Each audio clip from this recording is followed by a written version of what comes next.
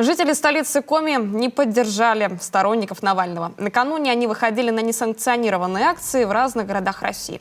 В Сыктывкаре у памятника Ленину на Стефановской площади собралось всего несколько десятков человек, причем это вместе со случайными прохожими и гуляющими здесь семьями с детьми, а также журналистами.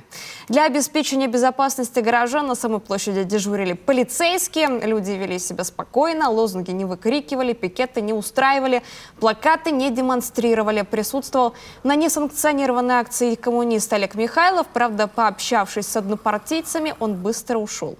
Также среди протестующих были замечены представители ЛГБТ-движения. В районе 8 вечера собравшиеся разошлись. Напомним, Навальный, ради которого собирались протестующие, был задержан за многократное нарушение испытательного срока как условно осужденный по делу Ифраше 29 декабря 2020 года. Его объявили в России в розыск. Симоновский суд Москвы принял решение заменить условное наказание Алексею Навальному на реальный срок 3,5 года колонии общего режима.